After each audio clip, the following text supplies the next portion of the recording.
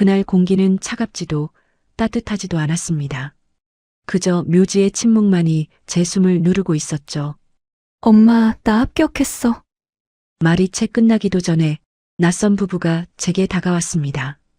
그들의 얼굴을 보는 순간 모든 게 무너졌어요. 사연 시작 전에 구독과 좋아요 눌러주시고요. 지금 어디에서 보고 계신지 댓글로 남겨주세요. 한 분 한 분께 따뜻하게 인사드리고 싶습니다. 눈이 내리고 있었습니다. 새벽 5시 작은 원룸 창문 너머로 흰 눈송이가 소리 없이 내려앉고 있었는데 저는 이불을 걷어차고 벌떡 일어나 핸드폰을 확인했어요. 어젯밤부터 수십 번은 들여다봤을 화면이었지만 또다시 손이 갔습니다. 서울대학교 의과대학 최종 합격, 그 문장이 혹시라도 사라지지 않았는지 확인해야 했거든요. 화면 속 글자들은 여전히 선명하게 빛나고 있었고 저는 그제야 깊게 숨을 내쉬며 가슴에 손을 얹었습니다. 심장이 분명히 뛰고 있었는데 이렇게 기쁜 일인데도 왜인지 눈물이 먼저 차올랐어요. 축하해, 하리나. 그 말 한마디를 듣고 싶었습니다. 누군가 제 어깨를 두드려주고 같이 웃어주면서 이게 진짜야 하고 확인해주길 바랐는데 저는 혼자였어요. 이 좁은 원룸에는 저 말고 아무도 없었고 전화할 곳도 문자를 보낼 대상도 없었습니다. 친척이라고 할 만한 사람은 이미 오래전에 연이 끊겼고 고등학교 때 같이 공부하던 아이들은 제가 어떻게 살아왔는지 알지도 못했어요. 저는 그냥 도서관 한 구석에서 조용히 문제집만 풀던 애였으니까요. 합격 소식을 전할 곳이 없다는 게 이렇게까지 가슴을 후벼 팔 줄은 정말 몰랐습니다. 부모님이 살아계셨다면 어땠을까요? 제가 8살 되던 해겨울 교통사고로 두 분을 한꺼번에 잃었습니다. 그 후로 친척 집을 전전하다가 결국 중학교 때부터 혼자 살게 됐어요. 스스로 생계를 유지해야 했기에 새벽엔 신문 배달을 하고 저녁엔 편의점 알바를 뛰면서 틈틈이 공부했죠. 잠은 늘 부족했고 몸은 항상 피곤했지만 그래도 포기하고 싶지 않았습니다. 언젠가 의사가 되어서 저처럼 아픈 사람들을 돕고 싶다는 꿈이 있었거든요. 그 꿈 하나만 붙들고 여기까지 왔는데 막상 이루고 나니 함께 기뻐해 줄 사람이 없다는 게 이토록 쓸쓸할 줄은 몰랐어요. 그때 문득 한 사람이 떠올랐습니다. 지수 선생님, 2년 전부터 저를 가르쳐 주셨던 분이었어요. 처음 만난 건 고2 겨울방학 때였는데 아르바이트를 하다 과로로 쓰러져서 응급실에 실려갔었죠. 퇴원하는 날 병원 복도에서 그분이 제게 말을 걸었습니다. 혼자 지내는 거 맞지? 공부는 어떻게 하고 있어? 그 목소리가 아직도 귀에 생생해요. 낯선 사람의 갑작스러운 관심이 처음엔 불편했지만 선생님의 눈빛에는 진심이 담겨 있었습니다. 그게 느껴졌어요. 그 후로 선생님은 일주일에 2번씩 저를 찾아와 수학과 과학을 가르쳐 주셨습니다. 돈을 받지 않았고 이유도 말하지 않았어요. 그냥 내가 하고 싶은 걸 할 수 있게 도와주고 싶다고만 했죠. 처음엔 의심도 했습니다. 세상에 공짜가 어디 있어요. 하지만 선생님은 한 번도 이상한 요구를 하지 않았고 그저 묵묵히 제 옆에서 공부를 봐주셨어요. 어려운 개념을 이해했을 때면 환하게 웃어주셨고 힘들다고 투정 부리면 따뜻한 말로 다독여 주셨습니다. 어느 순간부터 저는 선생님을 믿게 됐어요. 의사가 되고 싶다는 말을 처음 꺼냈을 때 선생님의 반응이 아직도 기억납니다. 넌 할 수 있어, 하리나. 선생님은 제 눈을 똑바로 바라보며 그렇게 말했어요. 그 한마디가 얼마나 큰 힘이 됐는지 몰라요. 아무도 제게 그런 말을 해준 적이 없었거든요. 주변 사람들은 늘 현실적으로 생각해라. 내 형편에 무슨 의대냐. 그런 말만 했습니다. 하지만 선생님은 달랐어요. 제가 꿈을 말할 때마다 진심으로 응원해 주셨고 그 믿음이 저를 여기까지 이끌어 준 겁니다. 그런데 6개월 전 선생님이 갑자기 사라졌습니다. 어느 날부터 연락이 끊겼어요. 전화는 받지 않았고 문자도 답이 없었죠. 처음엔 바쁘신가 보다 했는데 한 달이 지나고 2달이 지나도 소식이 없었습니다. 혹시 제가 뭘 잘못했나 싶어 지난 대화들을 되짚어 봤지만 딱히 떠오르는 게 없었어요. 마지막으로 만났을 때 선생님은 평소처럼 웃으며 다음에 보자고 했거든요. 수능 끝나면 꼭 연락해. 좋은 소식 기다릴게. 그게 정말 마지막이 될 줄은 몰랐습니다. 저는 책상 서랍을 열어 작은 메모지를 꺼냈습니다. 선생님이 예전에 적어주셨던 주소였어요. 혹시 급한 일 있으면 여기로 찾아와. 그렇게 말씀하셨죠. 한 번도 가본 적 없는 곳이었지만 오늘은 가야 할 것 같았습니다. 합격 소식을 전하고 싶었어요. 선생님이 얼마나 기뻐하실지 그 표정이 보고 싶었습니다. 아니, 솔직히 말하면 선생님한테 괜찮다는 말을 듣고 싶었어요. 잘했다. 수고했다. 이제 내 꿈을 향해 가면 된다. 그런 말 한마디면 이 허전함이 채워질 것 같았거든요. 합격증을 프린트해서 가방에 넣고 밖으로 나섰습니다. 차가운 공기가 뺨을 스치는 순간 정신이 번쩍 들었어요. 눈은 여전히 소복이 내리고 있었고 거리에는 사람이 거의 없었죠. 새벽의 고요함 속에서 제 발자국 소리만 사각사각 눈을 밟으며 울렸습니다. 메모지에 적힌 주소를 내비게이션에 입력하니 버스로 1시간 정도 걸린다고 나왔어요. 꽤 먼 곳이었지만 상관없었습니다. 선생님을 만날 수 있다면 어디든 갈 수 있었어요. 버스에 올라 창가 자리에 앉았습니다. 창밖으로 스쳐가는 풍경을 보며 선생님과의 시간들을 떠올렸어요. 도서관에서 같이 문제 풀던 날들, 틀린 문제를 다시 설명해 주시며 끈기 있게 기다려 주시던 모습, 제가 지쳐 있을 때 아무 말 없이 따뜻한 음료를 건네주시던 손길. 그 모든 순간이 소중했습니다. 선생님이 아니었다면 저는 여기까지 오지 못했을 거예요. 그래서 꼭 직접 만나 감사 인사를 드리고 싶었습니다. 버스에서 내리니 낯선 풍경이 펼쳐졌습니다. 주택가가 아니라 한적한 외곽 지역이었어요. 인적이 드물고 나무들이 울창했죠. 이상하다고 생각했습니다. 선생님이 이런 곳에 사셨나? 내비게이션을 따라 눈 덮인 길을 걸었어요. 오르막을 오르는데 점점 불안해졌습니다. 주변에 집이 보이지 않았거든요. 대신 멀리서 뭔가가 눈에 들어오기 시작했어요. 회색빛 구조물들이 줄지어 서 있는 곳, 그리고 입구에 놓인 흰 국화들. 심장이 철렁 내려앉았습니다. 발걸음을 멈추고 천천히 고개를 들었습니다. 제 앞에 펼쳐진 건 집이 아니었어요. 추모공원이었습니다. 하얗게 눈이 쌓인 묘비들이 끝없이 이어져 있었고 입구에서는 은은한 국화향이 차가운 공기 속에 퍼지고 있었죠. 머릿속이 하얘졌습니다. 왜 이 주소가 여기를 가리키는 거지? 선생님이 왜 이곳을 적어주신 거지? 손이 떨리기 시작했어요. 가방 안의 합격증이 갑자기 천근만근 무겁게 느껴졌습니다. 그런데 주소가 가리킨 곳은 집이 아니라 묘지였습니다. 아니야, 뭔가 잘못된 거야. 저는 스스로에게 그렇게 말하며 추모공원 입구를 지나쳤습니다. 선생님이 이런 곳에 주소를 적어주셨을 리가 없었어요. 분명 근처에 집이 있을 거라고, 내비게이션이 잘못 안내한 거라고 생각하려 했죠. 하지만 발걸음을 옮길수록 주변에는 묘비들만 늘어났고 집이라고는 그림자도 보이지 않았습니다. 차가운 바람이 뺨을 스칠 때마다 불안감이 점점 커져갔어요. 내비게이션은 계속 직진하라고 안내했습니다. 눈 덮인 오솔길을 따라 걸었는데 발밑에서 사각거리는 소리가 유난히 크게 들렸어요.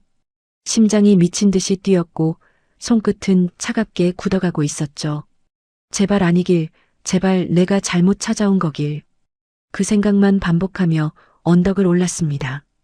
그런데 내비게이션이 목적지에 도착했다고 알리는 순간 저는 그 자리에 얼어붙었어요. 회색 묘비 하나가 눈 속에 조용히 서 있었습니다. 다른 묘비들 사이에서 유독 눈에 들어왔는데 앞에 놓인 국화꽃이 아직 시들지 않은 걸 보니 누군가 최근에 다녀간 것 같았어요. 저는 떨리는 다리를 이끌고 한 발짝 또 한 발짝 다가갔습니다. 묘비에 새겨진 글자가 점점 선명해졌어요. 한지수 1985년에서 2024년. 그 이름을 읽는 순간 세상이 멈춘 것 같았습니다. 숨을 쉴 수가 없었어요. 가슴이 조여오는 느낌이 들었고 눈앞이 흐려지기 시작했죠. 지수 선생님이 돌아가셨다고? 그게 무슨 말이에요? 6개월 전까지만 해도 멀쩡하게 웃으시던 분이 수능 끝나면 연락하라고 하시던 분이 어떻게 이렇게 차가운 돌 밑에 누워 계실 수가 있는 거예요? 다리에 힘이 풀려 눈 덮인 땅바닥에 주저앉았습니다. 무릎이 차가운 눈에 닿았지만 아무 감각도 느껴지지 않았어요. 선생님, 왜요? 왜 아무 말도 안 하셨어요? 저는 묘비를 향해 손을 뻗었습니다. 차갑다 못해 아린 돌의 감촉이 손바닥을 타고 올라왔어요. 진짜였습니다. 이건 악몽이 아니라 현실이었어요. 눈물이 쏟아지기 시작했죠. 참으려 해도 멈출 수가 없었습니다. 목구멍에서 울음이 터져나왔고 저는 한참을 그 자리에서 소리 죽여 울었어요.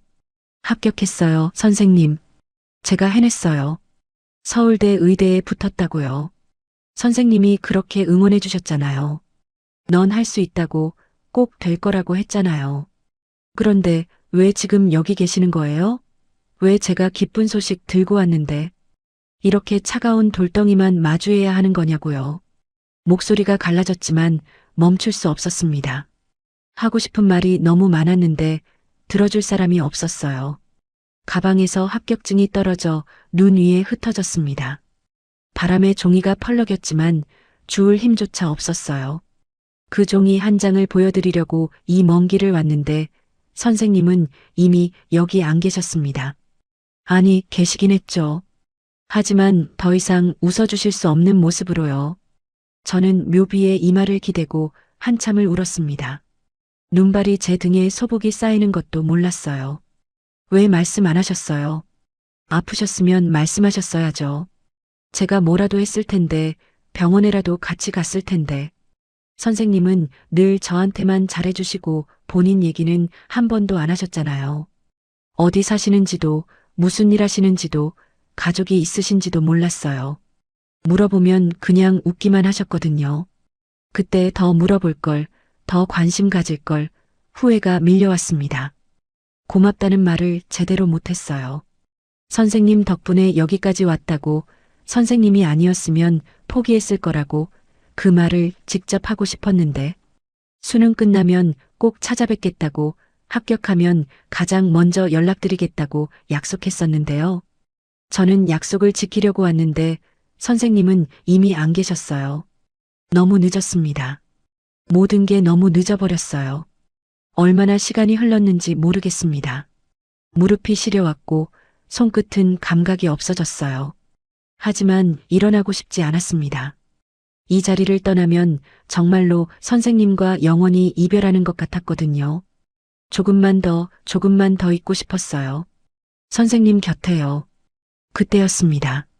뒤에서 발자국 소리가 들렸어요. 또각, 또각. 눈을 밟는 소리가 점점 가까워지고 있었죠. 저는 고개를 들지 못한 채 그 자리에 무릎 꿇어 앉아 있었습니다. 누군가 다가오고 있다는 건 알았지만 돌아볼 여력이 없었어요. 발소리가 점점 가까워지더니 제 바로 뒤에서 멈췄습니다. 그리고 잠시 정적이 흘렀죠. 저는 천천히 고개를 돌렸습니다. 눈발 사이로 두 사람의 실루엣이 보였어요. 중년의 부부로 보이는 남녀가 흰 국화를 들고 서 있었죠. 고급스러운 외투를 입고 있었고 정제된 표정이 한눈에 느껴지는 사람들이었습니다. 그런데 이상했어요. 두 사람 모두 저를 보는 게 아니라 제 앞에 떨어진 합격증을 바라보고 있었거든요. 그 시선이 왜인지 심상치 않게 느껴졌습니다. 여자가 입을 틀어막았습니다. 마치 충격을 받은 것처럼 눈이 크게 흔들렸어요. 남자는 묘비의 이름과 제 얼굴을 번갈아 바라보더니 굳은 표정으로 한 발짝 다가왔죠. 저는 본능적으로 몸을 움츠렸습니다. 이 사람들은 누구지? 왜 저를 저렇게 쳐다보는 거지? 불길한 예감이 등줄기를 타고 올라왔어요. 저기요, 혹시 지수 씨를 아시는 분인가요? 제가 떨리는 목소리로 물었습니다. 두 사람은 대답하지 않았어요. 대신 서로를 바라보며 무언가 눈빛을 교환했죠. 그 침묵이 너무 길게 느껴졌습니다. 뭔가 알고 있는 것 같은데 말을 안 하는 느낌, 그게 저를 더 불안하게 만들었어요. 그때 남자가 천천히 입을 열었습니다. 목소리가 떨리고 있었어요. 혹시 내 이름이 장아린 맞나? 제 이름을 정확히 아는 순간 등골이 오싹해졌습니다. 저는 이 사람들을 한 번도 본 적이 없었어요. 그런데 어떻게 제 이름을 알고 있는 거죠? 혹시 선생님의 지인인가 아니면 뭔가 다른 이유가 있는 건가? 머릿속이 복잡하게 돌아갔지만 아무것도 정리가 되지 않았습니다. 네, 맞는데요. 저는 조심스럽게 대답했습니다. 근데 두 분은 누구세요? 어떻게 제 이름을 아시는 거예요? 목소리가 떨렸지만 최대한 침착하게 물었어요. 남자는 깊게 한숨을 내쉬며 여자의 손을 잡았습니다. 두 사람 모두 눈시울이 붉어져 있었죠. 뭔가 큰 감정을 억누르고 있는 것처럼 보였어요. 여자가 먼저 입을 열었습니다. 하리나, 우리가 할 얘기가 있어. 이름을 부르는 그 목소리에서 묘한 떨림이 느껴졌어요. 마치 오랫동안 기다려온 사람을 드디어 만난 것 같은 그런 떨림이요. 저는 혼란스러웠습니다. 이 사람들이 왜 저한테 이러는 건지 전혀 감이 잡히지 않았거든요. 일단 일어나렴. 여기 춥잖아. 남자가 조심스럽게 손을 내밀었습니다. 저는 망설이다가 그 손을 잡고 일어섰어요. 무릎에 묻은 눈을 털어내면서 두 사람을 다시 바라봤죠. 가까이서 보니 두 분 모두 나이가 60대 중반쯤 되어 보였는데 옷차림이나 분위기가 예사롭지 않았습니다. 꽤 부유한 집안 사람들 같았어요. 저기요, 대체 무슨 일이에요? 제가 다시 물었습니다. 선생님 장례식에 오신 분들인가요? 아니면 선생님 가족이세요? 궁금한 게 너무 많았어요. 선생님이 왜 돌아가셨는지, 언제 돌아가셨는지 아무것도 몰랐거든요. 6개월 동안 연락이 끊긴 이유도요. 남자가 천천히 고개를 끄덕였습니다. 그래, 우리가 지수의 가족이다. 근데 너한테 해야 할 말이 있어. 그 목소리가 너무 무거웠어요. 단순히 선생님의 지인이 인사하러 온 게 아니라는 걸 직감적으로 알았습니다. 뭔가 큰 비밀이 있는 것 같았죠. 저쪽 벤치로 가자. 서서 얘기하기엔 좀 긴 이야기야. 여자가 부드럽게 말했습니다. 저는 고개를 끄덕이고 두 사람을 따라갔어요. 추모공원 한쪽에 눈이 치워진 벤치가 있었는데 거기 앉으니 그제야 떨리던 다리가 조금 안정됐습니다. 남자가 제 옆에 앉았고 여자는 건너편에 앉아 저를 바라봤죠. 먼저 소개를 해야겠구나. 남자가 입을 열었습니다. 난 구도혁이고 이쪽은 내 아내 윤미라야. 저는 가만히 듣고 있었어요. 구도혁이라는 이름이 어디서 들어본 것 같기도 했지만 확실하지 않았습니다. 남자는 잠시 말을 멈추더니 깊게 숨을 들이쉬었어요. 그리고 우리는 지수의 부모다. 지수가 우리 딸이야. 그 말을 듣는 순간 저는 눈이 커졌습니다. 선생님의 부모님이라고요? 선생님은 가족 얘기를 한 번도 한 적이 없었거든요. 부모님이 계신 줄도 몰랐어요. 저는 두 분을 번갈아 바라보며 말했습니다. 그러셨군요. 선생님이 가족 얘기를 안 하셔서 전혀 몰랐어요. 여자, 그러니까 윤미라 여사님이 눈물을 훔쳤습니다. 지수가 너한테 우리 얘기를 안 했구나. 그 목소리에 서러움이 묻어 있었어요.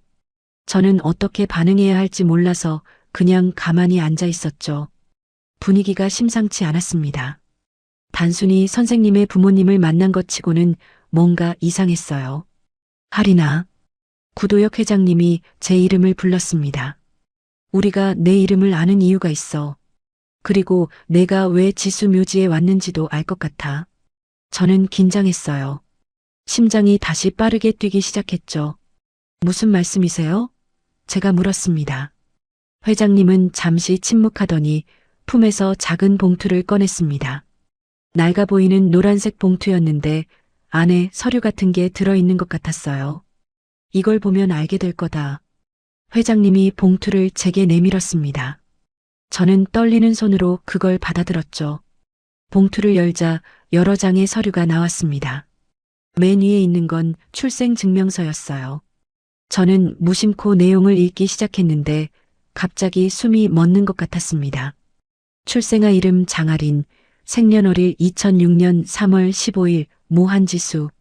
그 글자들이 눈에 들어오는 순간 머릿속이 하얘졌어요. 뭐예요, 이게? 목소리가 떨렸습니다. 여기 뭐라고 적힌 게 한지수잖아요. 이게 무슨 뜻이에요? 저는 두 분을 번갈아 쳐다봤어요. 제발 아니라고 해주길 바랐습니다. 하지만 두 분의 표정은 굳어 있었고 그 침묵이 모든 걸 말해주고 있었죠. 윤미라 여사님이 눈물을 흘리며 입을 열었습니다. 할인아 지수가 내 엄마야. 내 친엄마. 그 말이 귓가에 맴돌았어요. 지수 선생님이 제 엄마라고? 2년 동안 저를 가르쳐 주시던 그분이? 저는 머리를 세게 흔들었습니다. 아니에요. 그럴 리가 없어요. 선생님은 그냥 선생님이었어요. 엄마라면 왜 말을 안 하셨겠어요? 구도혁 회장님이 무거운 목소리로 말했습니다. 지수가 내 곁에 갈 자격이 없다고 생각했어. 늘 그렇게 말했단다. 그 말이 심장을 찔렀어요. 자격이 없다니 그게 무슨 소리예요? 왜 제 엄마가 저한테 올 자격이 없는 거예요? 저는 서류를 더 넘겼습니다. 보호자 변경 기록, 양육권 포기 서류, 그리고 제가 친척 집을 전전했던 기록들이 있었어요. 모든 게 연결되고 있었습니다. 제가 왜 혼자였는지, 왜 아무도 저를 찾지 않았는지, 선생님이, 아니 엄마가 왜 저한테 숨겼는지. 하지만 이해할 수 없었어요. 이해하고 싶지 않았습니다. 왜요? 왜 이제야 말씀하시는 거예요? 목소리가 갈라졌어요. 선생님이 엄마가 살아계실 때 왜 아무도 말 안 해준 거예요? 저는 두 분을 노려봤습니다. 화가 났어요. 슬펐어요. 모든 감정이 뒤엉켜서 뭐가 뭔지 모르겠었어요. 윤미라 여사님이 제 손을 잡으려 했지만 저는 피했습니다. 지금은 아무한테도 손대고 싶지 않았거든요. 구도혁 회장님이 낮은 목소리로 말했습니다. 할인아 지수가 남긴 마지막 메시지를 들려줄게. 마지막 메시지라는 말에 심장이 멈추는 것 같았습니다. 선생님이, 아니 엄마가 제게 남긴 게 있다는 건가요? 저는 떨리는 목소리로 물었어요. 그게 뭔데요? 구도혁 회장님은 대답 대신 봉투에서 작은 USB를 꺼냈습니다. 낡아 보이는 검은색 USB였는데 거기에 흰색 테이프가 붙어 있었고 할인에게라고 적혀 있었어요. 지수가 병원에 입원해 있을 때 녹음한 거야. 회장님이 USB를 제게 건네며 말했습니다. 마지막까지 너 걱정만 했어. 저는 떨리는 손으로 USB를 받아들었어요. 이 작은 물건 안에 엄마의 목소리가 담겨 있다고 생각하니 가슴이 조여왔습니다. 듣고 싶으면서도 무서웠어요. 이걸 들으면 정말로 모든 게 현실이 되어버릴 것 같았거든요. 여기서 들을 수 있어? 제가 물었습니다. 윤미라 여사님이 고개를 끄덕이며 작은 블루투스 스피커를 꺼냈어요. 혹시 내가 올까봐 준비해 왔어. 그 말에 저는 놀랐습니다. 제가 올 줄 알았다고요? 여사님이 쓸쓸하게 웃었어요. 지수가 그랬거든. 할인이가 합격하면 분명 이 주소를 찾아올 거라고. 그 말이 가슴을 찔렀습니다. 엄마는 제가 올 줄 알고 있었던 거예요. 제가 합격할 거라는 것도, 합격하면 가장 먼저 찾아올 거라는 것도. 저는 USB를 스피커에 연결하고 재생 버튼을 눌렀습니다. 잠시 잡음이 흐르더니 익숙한 목소리가 들려왔어요. 할인아. 그 목소리를 듣는 순간 눈물이 왈칵 쏟아졌습니다. 엄마의 목소리였어요. 2년 동안 저를 가르쳐 주시며 늘 웃어주시던 그 따뜻한 목소리. 내가 이걸 듣고 있다면 난 아마 내 곁에 없을 거야. 숨을 고르는 소리가 들렸고 목소리가 살짝 떨렸어요. 먼저 미안하다고 말할게. 엄마라고 말하지 못한 것, 내 곁에 있지 못한 것, 다 미안해. 저는 입술을 깨물었습니다. 눈물이 멈추지 않았어요. 엄마의 목소리는 계속됐습니다. 내가 태어났을 때 난 21살이었어. 아무것도 가진 게 없었고 부모님과도 사이가 좋지 않았어. 너를 낳고 나서 어떻게 해야 할지 몰랐어. 잠시 침묵이 흘렀어요. 숨을 고르는 소리가 들렸고 기침 소리도 섞여 있었죠. 그때 친척들이 널 맡아주겠다고 했어. 난 너한테 아무것도 해줄 수 없었으니까 차라리 그쪽이 낫겠다고 생각했어. 그게 얼마나 어리석은 선택이었는지 나중에야 알았어. 엄마의 목소리가 갈라졌습니다. 내가 친척 집을 전전한다는 얘기를 들었을 때 가슴이 찢어지는 것 같았어. 달려가서 데려오고 싶었는데 그럴 자격이 없다고 생각했어. 널 버린 엄마가 무슨 낯으로 다시 나타나겠어. 그래서 그냥 멀리서 지켜만 봤어. 저는 고개를 떨궜습니다. 엄마가 저를 지켜보고 있었다는 거예요? 제가 힘들 때, 혼자 울 때, 아무도 없는 방에서 외로워할 때, 멀리서 지켜만 보고 계셨다고요? 그게 더 아팠어요. 그냥 나타나 주셨으면 됐는데, 엄마라고 한마디만 해주셨으면 됐는데, 병원에서 널 봤을 때 정말 죽는 줄 알았어. 엄마의 목소리가 떨렸습니다. 쓰러져서 응급실에 실려온 내 모습을 보고 더 이상 못 참겠더라. 그래서 용기를 냈어. 엄마라고는 못해도 내 곁에서 뭐라도 해주고 싶었어. 그게 2년 전이었어요. 엄마가 선생님으로 제 앞에 나타났던 그 순간, 공부 가르쳐 주는 건 핑계였어. 사실 그냥 내 얼굴이 보고 싶었어. 잘 먹고 있나, 잘 자고 있나, 힘들진 않나. 매일 궁금했어. 선생님이라는 이름 뒤에 숨어서 너를 봤어. 비겁했지. 알아. 저는 고개를 흔들었습니다. 비겁한 게 아니에요, 엄마. 제 옆에 있어 주셨잖아요. 그것만으로도 충분했어요. 하리나, 넌 정말 대단한 아이야. 엄마의 목소리에 자부심이 묻어났습니다.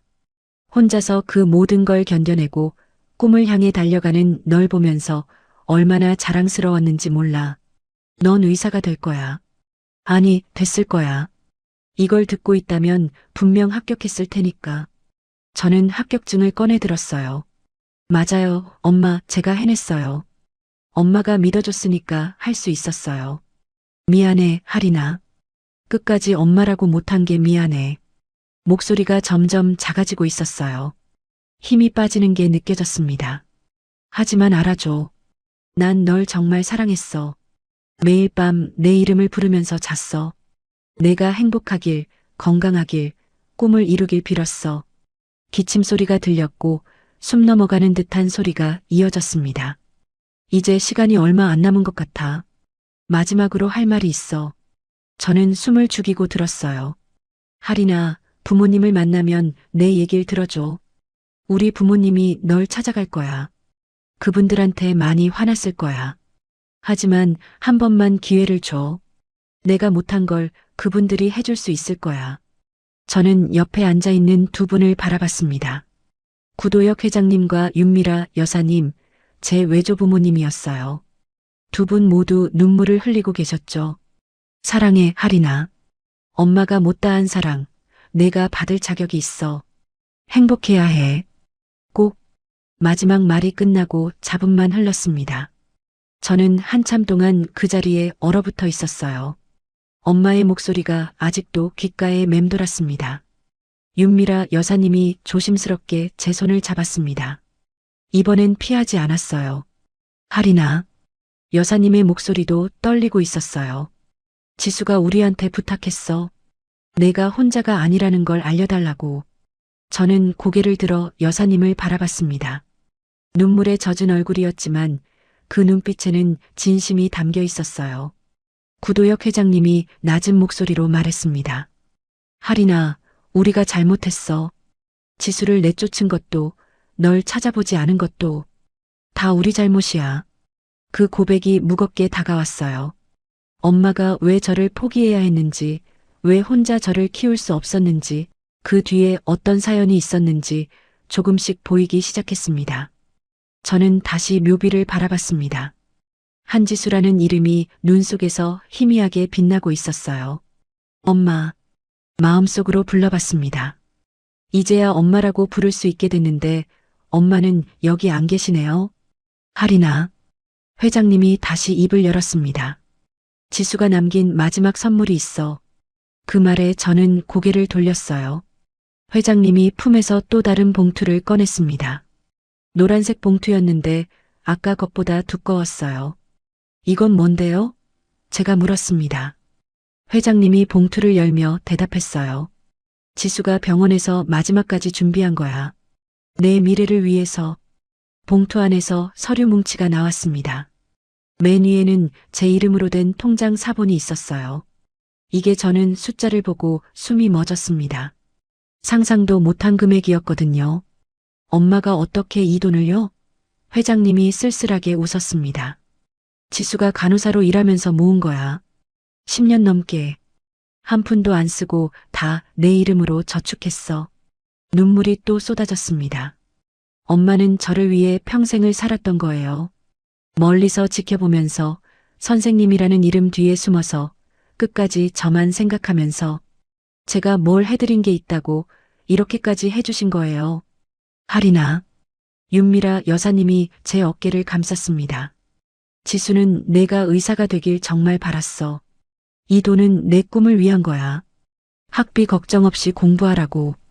저는 고개를 끄덕였지만 말이 나오지 않았어요. 그리고 우리도 부탁이 있어.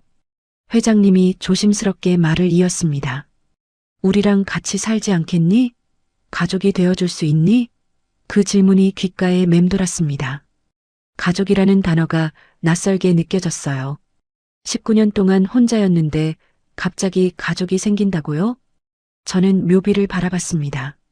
엄마, 저는 어떻게 해야 할까요? 마음속으로 물었지만 대답은 없었어요. 눈만 소리 없이 내리고 있었습니다. 가족이 되어달라는 말이 머릿속에서 계속 맴돌았습니다. 저는 대답하지 못한 채 한참을 묘비만 바라봤어요. 엄마의 이름이 새겨진 차가운 돌, 그 앞에서 모든 게 비현실적으로 느껴졌습니다. 19년 동안 혼자였는데 갑자기 가족이 생긴다고요? 외조부모라는 사람들이 나타나서 같이 살자고 하는 이 상황이 너무 급작스러웠어요. 구도혁 회장님이 제 침묵을 읽었는지 조심스럽게 말을 이었습니다. 지금 당장 대답 안 해도 돼. 천천히 생각해봐. 그 배려가 오히려 마음을 더 복잡하게 만들었어요. 저는 고개를 숙인 채 물었습니다. 왜 지금이에요? 왜 엄마가 살아계실 때는 안 찾아오셨어요? 목소리가 떨렸지만 참을 수가 없었어요. 19년이잖아요. 그 긴 시간 동안 어디 계셨던 거예요? 회장님의 얼굴에 고통스러운 표정이 스쳤습니다. 윤미라 여사님이 대신 입을 열었어요. 우리가 지수를 내쫓았어. 내가 태어났을 때. 그 말에 저는 고개를 들었습니다. 내쫓았다고요? 여사님은 눈물을 훔치며 계속했어요. 지수가 21살 때 임신했다는 걸 알았어. 아버지가 누구냐고 물었는데 끝까지 말 안 하더라. 우린 화가 났어. 집안 명예가 어쩌고 하면서 지수를 몰아세웠지. 회장님이 무겁게 한숨을 내쉬었습니다. 내가 더 심했어. 아이를 지우라고 했지. 지수가 거부하니까 그럼 나가라고, 다시는 돌아오지 말라고 했어. 그게 우리가 지수한테 한 마지막 말이었어. 저는 숨이 막히는 것 같았어요.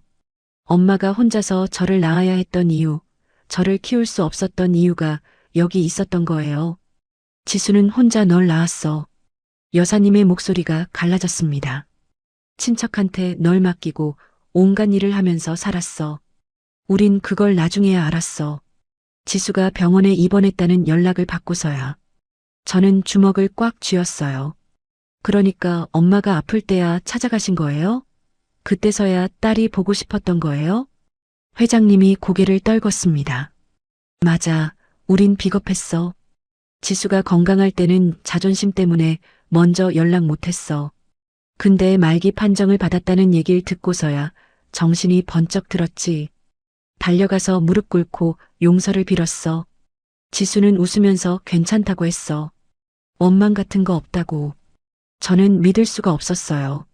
엄마가 그 모든 걸 용서했다고요? 혼자서 저를 낳고 저를 포기해야 했고 평생을 죄책감 속에서 살았는데 그냥 괜찮다고요? 여사님이 제 표정을 읽었는지 덧붙였습니다. 지수는 정말 그런 아이였어. 자기보다 남을 먼저 생각하는. 우리한테 화내기보다 내 걱정을 더했어. 마지막까지도. 엄마의 목소리가 다시 떠올랐습니다. USB에서 들었던 그 떨리는 목소리, 사랑한다고 했던 그 말. 엄마는 정말 저만 생각하면서 살았구나. 자기 인생은 전혀 챙기지 않고 오로지 저만 바라보면서 그 사실이 가슴을 후벼 팠어요. 눈물이 다시 쏟아지기 시작했습니다. 엄마가 뭘 잘못했다고. 저는 울먹이며 말했어요. 왜 엄마가 그렇게 살아야 했어요? 왜 아무도 도와주지 않았어요? 목소리가 점점 커졌지만 멈출 수가 없었습니다. 저한테 엄마라고 한마디만 해주셨으면 됐는데요. 그거 하나면 됐는데 왜 혼자 다 짊어지신 거예요? 그때 회장님의 손이 제 어깨를 조심스럽게 감쌌습니다. 따뜻한 온기가 전해졌어요. 하리나, 지수가 엄마라고 못한 건 내가 미워서가 아니야. 회장님의 목소리도 떨리고 있었어요. 자격이 없다고 생각했던 거야. 널 버린 엄마가 무슨 낯으로 다시 나타나겠냐고 늘 그렇게 자책했어. 자격이요? 저는 고개를 흔들었어요. 자격 같은 게 뭐가 중요해요? 저한테는 그냥 엄마가 필요했어요. 완벽하지 않아도 괜찮았어요. 그냥 곁에 있어주기만 하면 됐어요. 그 말을 하면서 저도 깨달았습니다. 제가 진짜 원했던 건 뭔가 대단한 게 아니었어요. 그냥 가족이 있다는 거, 혼자가 아니라는 거, 그것뿐이었어요. 여사님이 제 손을 꼭 잡았습니다. 지수도 그걸 알았을 거야. 근데 두려웠던 거야. 내가 자기를 미워할까봐, 원망할까봐. 차라리 선생님으로 남는 게 낫다고 생각했던 거지. 저는 입술을 깨물었어요. 엄마의 마음이 조금은 이해됐습니다. 버림받을까봐 두려웠던 거죠. 이미 한 번 부모한테 버림받았으니까 또 그런 일을 겪고 싶지 않았던 거예요. 그런데 엄마는 몰랐을 거예요. 제가 얼마나 선생님을 좋아했는지, 일주일에 2번 찾아오시는 게 얼마나 기다려졌는지, 선생님이 웃어주실 때 세상에서 가장 행복했다는 거. 엄마가 그걸 알았다면 조금은 용기를 내셨을까요? 저한테 진실을 말씀하셨을까요? 회장님이 품에서 손수건을 꺼내 제게 건넸습니다. 지수가 마지막에 우리한테 부탁했어. 할인이를 찾아서 외롭지 않게 해달라고. 혼자 두지 말아달라고. 저는 손수건으로 눈물을 닦으며 들었어요. 그래서 우리가 여기 온 거야. 지수의 부탁을 지키려고. 그리고 우리도 속죄하고 싶어서. 속죄요? 제가 물었습니다. 회장님이 고개를 끄덕였어요. 지수한테 못한 걸 너한테 해주고 싶어? 우리가 지수를 내쫓지 않았다면 너도 다른 인생을 살았을 테니까. 그건 우리 잘못이야. 평생 갚아도 모자란 빚이지. 그 말이 진심으로 느껴졌습니다. 두 분의 눈에는 후회와 죄책감이 가득했어요. 저는 다시 묘비를 바라봤습니다. 엄마의 이름 위로 눈송이가 소복이 쌓이고 있었어요. 엄마, 어떻게 해야 할까요? 마음속으로 물었습니다. 이 사람들을 받아들여야 할까요? 엄마를 그렇게 힘들게 한 사람들인데 용서해도 되는 걸까요? 그때 바람이 불었어요. 차가운 바람이 아니라 이상하게 따뜻한 바람이었죠. 마치 누군가 제 등을 밀어주는 것 같았습니다. 엄마의 목소리가 다시 떠올랐어요. 부모님한테 한 번만 기회를 줘. 내가 못한 걸 그분들이 해줄 수 있을 거야. 저는 깊게 숨을 들이쉬었습니다. 아직 마음의 준비가 안 됐어요. 하지만 완전히 거부하고 싶지도 않았어요. 엄마가 원하신 거니까 적어도 들어는 볼게요. 제가 천천히 말했습니다. 같이 사는 건 아직 모르겠어요. 근데 가끔 연락은 해도 될 것 같아요. 두 분의 얼굴에 안도의 빛이 스쳤습니다. 그것만으로도 충분해. 여사님이 눈물을 흘리며 웃었어요. 천천히 알아가자. 서두르지 않을게. 회장님도 고개를 끄덕였습니다. 내가 편할 때 연락해. 우린 기다릴게. 저는 일어서서 묘비 앞에 섰습니다. 가방에서 합격증을 꺼내 묘비 앞에 올려놓았어요. 엄마, 제가 해냈어요. 엄마가 믿어줬으니까 여기까지 왔어요. 목소리가 떨렸지만 끝까지 말했습니다. 그리고 엄마 부탁대로 할게요. 혼자가 아니라는 거 배워볼게요. 눈이 조금씩 그치고 있었습니다. 구름 사이로 희미한 햇살이 비쳐왔어요. 저는 그 빛을 바라보며 생각했습니다. 아직 갈 길이 멀지만 이제 첫 발을 뗀 것 같아요. 엄마가 남겨준 것들을 안고 앞으로 나아갈 거예요. 추모공원을 나서면서 저는 여전히 복잡한 마음이었습니다. 구도역 회장님과 윤미라 여사님이 양옆에서 걸었는데 어색한 침묵이 흘렀어요. 뭐라고 말해야 할지 몰랐거든요. 몇 시간 전까지만 해도 모르던 사람들이 갑자기 외조부모가 됐으니까요. 차가 있는 곳까지 걸어가는 동안 회장님이 먼저 입을 열었습니다. 하리나, 밥은 먹었니? 그 질문이 뜬금없어서 잠깐 멈칫했어요. 아니요, 새벽에 나와서 아직이요. 제가 대답하자 여사님이 걱정스러운 표정을 지었습니다. 어머, 그럼 배고프겠네. 근처에 따뜻한 거 먹으러 가자. 저는 망설였어요. 같이 밥을 먹는다는 게 아직 어색했거든요. 하지만 배가 고픈 건 사실이었고 거절할 이유도 딱히 없었습니다. 근처 식당에 들어가 자리를 잡았어요. 여사님이 따뜻한 국물 요리를 시켜주셨는데 김이 모락모락 나는 음식을 보니 그제야 몸이 풀리는 것 같았습니다. 아까부터 눈 속에서 무릎 꿇고 있어서 온몸이 얼어붙어 있었거든요. 천천히 먹어, 채알라. 여사님이 부드럽게 말했어요. 낯선 따뜻함이 느껴졌습니다. 식사를 하면서 회장님이 조심스럽게 말을 꺼냈어요. 하리나, 아까 보여준 서류 말인데. 저는 젓가락을 멈추고 귀를 기울였습니다. 지수가 남긴 돈이 꽤 돼. 의대 등록금이랑 생활비로 쓰기엔 충분할 거야. 저는 고개를 끄덕였어요. 아까 서류에서 금액을 봤었죠. 엄마가 10년 넘게 모은 돈이라고 했잖아요. 그게 얼마나 큰 희생인지 알았습니다. 근데 그것만이 아니야. 회장님이 말을 이었어요. 지수가 우리한테도 부탁을 남겼거든. 만약 할인이가 받아준다면 우리가 추가로 지원해달라고. 저는 눈을 크게 떴습니다. 추가 지원이요? 여사님이 설명해 주셨어요. 지수가 걱정했던 게 자기가 남긴 돈으로는 학비밖에 안 된다는 거였어. 생활비나 기숙사비, 책값 같은 건 부족할 수 있으니까 우리 보고 도와달라고 했어. 저는 잠시 말을 잃었습니다. 엄마가 그런 것까지 생각해뒀다고요? 자기 죽음 이후의 일까지, 제가 어떻게 살아갈지까지. 정말 마지막 순간까지 저만 걱정하셨구나. 목구멍이 메어왔어요. 부담스럽게 생각하지 마. 회장님이 제 표정을 읽고 말했습니다. 우리가 하고 싶어서 하는 거야. 지수한테 못해준 게 너무 많아서 그걸 너한테라도 해주고 싶어. 저는 고개를 숙였어요. 솔직히 부담스러웠습니다. 갑자기 나타난 사람들한테 돈을 받는다는 게 편하지 않았거든요. 저기요. 제가 조심스럽게 입을 열었습니다. 감사하지만 저 혼자서도 할 수 있어요. 엄마가 남겨주신 돈으로 충분해요.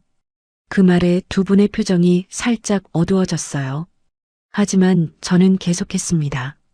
제가 원래 혼자 해왔거든요. 아르바이트 하면서 생활비 벌고 스스로 학비 마련하고 엄마가 남겨주신 것만으로도 충분히 감사해요. 여사님이 제 손을 잡았습니다. 하리나, 내가 혼자서 얼마나 고생했는지 알아. 근데 이제는 안 그래도 돼. 우리가 있잖아. 저는 그 손을 물끄러미 바라봤어요. 따뜻했습니다. 하지만 아직 받아들일 준비가 안 됐어요. 알아요. 제가 대답했습니다. 근데 저한테 시간이 좀 필요해요. 갑자기 모든 게 바뀌니까 적응이 안 돼요. 회장님이 고개를 끄덕였어요. 그래, 이해해. 천천히 생각해봐. 우리가 강요하는 건 아니니까. 그 말에 조금 마음이 놓였습니다. 적어도 억지로 뭘 시키려는 사람들은 아닌 것 같았어요. 식사를 마치고 밖으로 나왔습니다. 눈은 완전히 그쳤고 햇살이 눈부시게 쏟아지고 있었어요.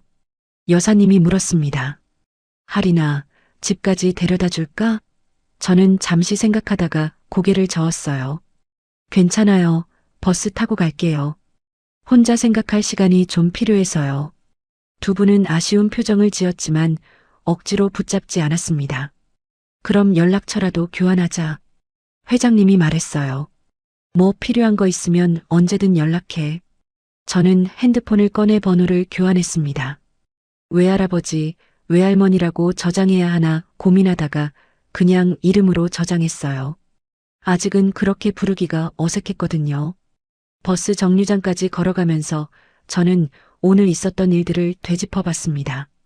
새벽에 합격 확인하고 선생님을 찾아갔다가 묘지에서 충격을 받고 외조부모를 만나고 엄마의 유언을 듣고 하루 만에 제 인생이 완전히 뒤집어진 것 같았어요. 버스에 올라 창가 자리에 앉았습니다. 창밖으로 스쳐가는 풍경을 보면서 엄마 생각을 했어요. 엄마가 정말 이런 걸 원하셨을까요? 제가 외조부모를 받아들이는 거요. 엄마를 내쫓은 사람들인데 그래도 괜찮은 걸까요? USB에서 들었던 목소리가 다시 떠올랐습니다. 부모님한테 한 번만 기회를 줘. 엄마는 끝까지 그분들을 미워하지 않았어요. 자기를 내쫓은 부모인데도 용서하고 화해를 원했어요. 그게 엄마의 마음이었다면 저도 노력해봐야 하는 걸까요? 집에 도착해서 작은 원룸문을 열었습니다. 여전히 좁고 춥고 외로운 공간이었어요. 하지만 오늘은 뭔가 다르게 느껴졌습니다. 책상 위에 놓인 엄마가 남긴 서류들을 바라봤어요. 통장 사본, 출생증명서, 그리고 USB. 이게 엄마가 제게 남긴 전부였습니다. 저는 USB를 다시 꺼내 들었어요. 한 번 더 듣고 싶었습니다. 엄마의 목소리를. 컴퓨터에 연결하고 재생 버튼을 눌렀어요. 익숙한 목소리가 방 안을 가득 채웠습니다. 하리나. 그 목소리를 들으니 또 눈물이 났어요. 엄마가 정말 보고 싶었습니다. 메시지 끝부분까지 다 듣고 나서 저는 결심했어요. 엄마가 원하신 대로 할게요. 외조부모님한테 기회를 드릴게요. 엄마를 위해서, 그리고 저를 위해서 혼자가 아닌 삶이 어떤 건지 배워볼게요. 창밖으로 해가 지고 있었습니다. 주황빛 노을이 하늘을 물들이고 있었어요. 저는 그 빛을 바라보며 생각했습니다. 내일부터 새로운 시작이야. 엄마가 남겨준 사랑을 안고 앞으로 나아갈 거야. 그로부터 일주일이 지났습니다. 저는 외조부모님과 몇 번 통화를 했고 한 번 만나서 식사도 했어요. 처음에는 어색했지만 시간이 지나면서 조금씩 편해지더라고요. 두 분 모두 저를 진심으로 걱정하고 있다는 게 느껴졌습니다. 오늘은 의대 입학 전 마지막으로 엄마의 묘지를 찾았어요. 다음 주면 기숙사에 입소해야 해서 당분간 오기 어려울 것 같았거든요. 추모공원에 들어서니 지난번과는 다르게 눈이 다 녹아 있었습니다. 대신 이른 봄의 싱그러운 공기가 느껴졌어요. 엄마의 묘비 앞에 섰습니다. 흰 국화를 내려놓고 잠시 묵념했어요. 엄마, 저 왔어요. 목소리가 떨렸지만 계속 말했습니다. 다음 주에 입학이에요. 엄마가 그렇게 바라던 의대. 드디어 가게 됐어요. 바람이 살랑 불었습니다. 마치 엄마가 대답해주는 것 같았어요. 저는 미소 지으며 계속했습니다. 그리고 외조부모님이랑 많이 얘기했어요. 처음엔 좀 힘들었는데 지금은 괜찮아요. 엄마가 원하셨던 것처럼 가끔 만나고 있어요. 그때 뒤에서 발자국 소리가 들렸습니다. 돌아보니 구도역 회장님과 윤미라 여사님이 서 계셨어요. 두 분도 국화를 들고 있었죠. 하리나, 여기 있었구나. 여사님이 부드럽게 웃으며 다가왔습니다. 저는 고개를 숙여 인사했어요. 안녕하세요. 지수 보러 왔어? 회장님이 물었습니다. 저는 고개를 끄덕였어요. 네, 입학 전에 인사드리려고요. 당분간 못 올 것 같아서요. 두 분은 제 옆에 나란히 섰고 우리 셋은 함께 묘비를 바라봤습니다. 이상하게 자연스러웠어요. 일주일 전만 해도 낯선 사람들이었는데 지금은 같이 있어도 불편하지 않았습니다. 지수야, 하린이가 잘 지내고 있어. 여사님이 묘비를 향해 말했어요. 우리가 잘 챙길 테니까 걱정 마. 저는 그 모습을 보며 가슴이 뭉클해졌습니다. 두 분도 엄마를 많이 그리워하고 계시구나. 잠시 후 회장님이 제게 물었습니다. 하리나, 우리가 드리는 지원 생각해봤어? 저는 미리 준비해온 대답을 꺼냈어요. 네, 많이 고민했어요. 그리고 결정했어요. 두 분의 눈빛이 긴장감으로 가득 찼습니다. 저는 깊게 숨을 들이쉬고 말했어요. 저 혼자서 해보고 싶어요. 엄마가 가르쳐 준 대로요. 그 말에 두 분의 표정이 살짝 굳었습니다. 하지만 저는 계속했어요. 엄마가 남겨주신 돈으로 학비는 충분하고 생활비는 제가 아르바이트해서 벌 수 있어요. 그동안 그렇게 살아왔으니까요. 회장님이 걱정스러운 목소리로 말했습니다. 의대 공부하면서 아르바이트 하기 쉽지 않을 텐데. 저는 고개를 끄덕였어요. 알아요. 힘들 거예요. 근데 그게 제 방식이에요. 스스로 벌어서 스스로 먹고 사는 거. 엄마도 그렇게 사셨잖아요. 저도 그렇게 살고 싶어요. 여사님이 눈시울을 붉히며 말했어요. 근데 우리가 도와주면 덜 힘들잖아. 왜 굳이 힘든 길을 가려고 해? 저는 여사님의 손을 잡았습니다. 여사님, 아니 외할머니. 처음으로 그렇게 불렀어요. 두 분의 눈이 커졌습니다. 제가 이렇게 하는 건 외할머니 외할아버지 싫어서가 아니에요. 그냥 제가 할 수 있다는 걸 증명하고 싶어서요. 회장님이 천천히 물었습니다. 지수처럼 살고 싶다는 거야? 저는 고개를 끄덕였어요. 엄마가 혼자서 얼마나 열심히 사셨는지 알아요. 저도 그렇게 살고 싶어요. 제 힘으로 일어서고 싶어요. 그래야 엄마한테 부끄럽지 않을 것 같아요. 잠시 침묵이 흘렀습니다. 그리고 회장님이 웃었어요. 지수랑 똑같네. 고집이. 여사님도 눈물을 흘리며 웃었습니다. 정말 지수 딸 맞아. 저도 따라 웃었어요. 처음으로 외조 부모님과 함께 웃는 순간이었습니다. 그래, 알았어. 회장님이 제 어깨를 두드렸어요. 내가 원하는 대로 해. 근데 정말 힘들면 말해. 도와줄 준비는 항상 되어 있으니까. 저는 고개를 숙였습니다. 감사해요. 그리고 가끔은 찾아뵐게요. 명절이나 방학 때요. 여사님이 제 손을 꽉 잡았어요. 언제든 와. 내 방도 만들어 놓을게. 그 말에 가슴이 따뜻해졌습니다. 방을 만들어 놓겠다는 거 저를 가족으로 받아들이겠다는 의미잖아요. 아직 같이 살 준비는 안 됐지만 그 마음만으로도 충분했어요. 저는 다시 묘비를 바라봤습니다. 엄마 들었어요? 저 잘할게요. 엄마가 믿어줬으니까 여기까지 왔잖아요. 앞으로도 그렇게 살게요. 그리고 외할머니 외할아버지랑도 잘 지낼게요. 엄마가 원하셨던 것처럼. 바람이 다시 불었어요. 이번에는 따뜻한 햇살과 함께 마치 엄마가 등을 밀어주는 것 같았습니다. 잘했어, 하리나. 그 목소리가 들리는 것 같았어요. 저는 눈을 감고 그 따뜻함을 느꼈습니다. 묘지를 떠나면서 저는 뒤를 돌아봤어요. 엄마의 묘비가 햇빛을 받아 반짝이고 있었습니다. 다녀올게요, 엄마. 마음속으로 인사하고 발걸음을 옮겼습니다. 새로운 시작을 향해 한 발짝씩. 6년이 흘렀습니다. 저는 응급의학과 전공의가 되어 대학병원에서 바쁜 나날을 보내고 있어요. 새벽 당직, 연속 수술, 끝없는 환자들. 힘들지 않다면 거짓말이지만 이 일이 좋습니다.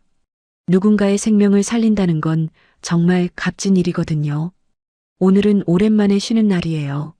저는 꽃집에 들러 흰 국화를 산 뒤 익숙한 길을 걸었습니다. 추모공원으로 향하는 이 길, 이제는 눈 감고도 갈 수 있어요. 매달 한 번씩 와서 엄마한테 근황을 보고하거든요. 묘비 앞에 섰습니다. 한지수, 1985년에서 2024년. 6년이 지났지만 그 이름을 볼 때마다 가슴이 뭉클해요. 엄마, 저 왔어요. 국화를 내려놓고 말했습니다. 이번 달은 정신없었어요. 응급실에 환자가 너무 많아서 잠을 제대로 못 잤거든요. 바람이 살랑 불었어요. 엄마가 듣고 계신 것 같았습니다. 저는 웃으며 계속했어요. 그래도 좋은 일도 있었어요. 저번 주에 교통사고로 실려온 아이가 있었는데 수술이 잘 돼서 살렸어요. 퇴원할 때 엄마가 울면서 감사하다고 하더라고요. 그때 진짜 이 일하길 잘했다 싶었어요. 묘비를 쓰다듬으며 말을 이었습니다. 그리고 장학회 얘기 들었어요? 외할머니 외할아버지가 엄마 이름으로 장학회를 만들었잖아요. 저도 거기서 멘토 활동하고 있어요. 저처럼 혼자 공부하는 아이들 도와주는 거요. 엄마가 저한테 해주셨던 것처럼요. 지수장학회, 그게 장학회 이름이에요. 엄마의 이름을 딴 장학회. 거기서 지원받는 학생들한테 가끔 강의도 하고 상담도 해줘요. 제가 겪었던 일들, 어떻게 극복했는지 얘기해주면 아이들이 힘을 얻더라고요. 엄마가 저한테 해주셨던 것처럼 저도 누군가한테 그런 존재가 되고 싶었어요. 외할머니, 외할아버지는 잘 계세요. 명절마다 찾아뵙고 가끔 전화도 해요. 처음엔 어색했는데 이제는 진짜 가족 같아요. 할머니가 맨날 밥 안 먹냐고 살 좀 찌라고 잔소리 하시거든요. 저는 웃었습니다. 근데 그 잔소리가 싫지 않더라고요. 누군가 저를 걱정해준다는 게 참 좋은 거더라고요. 저는 주머니에서 작은 사진 한 장을 꺼냈어요. 작년 설날에 외조부모님 댁에서 찍은 가족 사진이었습니다. 세 사람이 나란히 웃고 있는 사진. 엄마, 이거 봐요. 우리 가족 사진이에요. 엄마가 원하셨던 거잖아요. 제가 혼자가 아닌 거. 이제 진짜 혼자가 아니에요. 사진을 묘비 앞에 잠깐 세워놓고 바라봤습니다. 엄마가 계셨으면 이 사진에 같이 있었을 텐데. 그 생각에 잠깐 눈시울이 뜨거워졌어요. 하지만 슬프지만은 않았습니다. 엄마는 비록 여기 안 계시지만 제 마음속에 늘 함께 하니까요. 엄마, 저 의사 됐어요. 엄마가 그렇게 바라셨잖아요. 이제 진짜로 사람 살리는 사람이 됐어요. 목소리가 떨렸지만 끝까지 말했습니다. 엄마 덕분이에요. 엄마가 믿어줬으니까 여기까지 왔어요.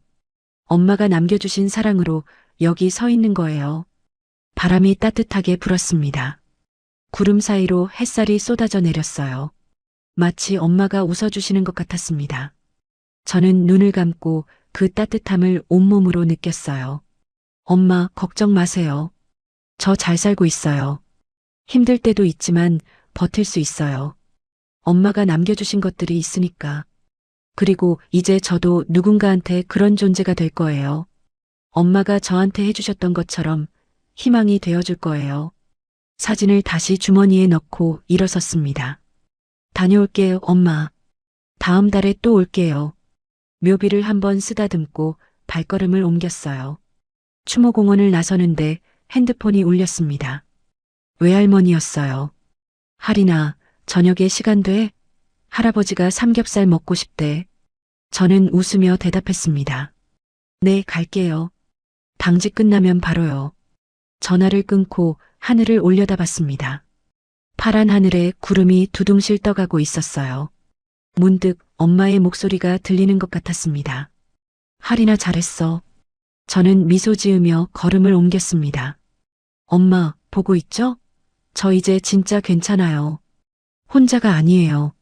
엄마가 남겨주신 사랑을 안고 앞으로도 열심히 살게요. 그리고 그 사랑을 다른 사람들한테도 나눠줄게요. 엄마처럼요. 오늘 이야기가 마음에 남으셨다면 구독과 좋아요로 응원해주세요. 여러분의 작은 관심이 더 좋은 이야기로 찾아뵐 수 있는 힘이 됩니다. 감사합니다.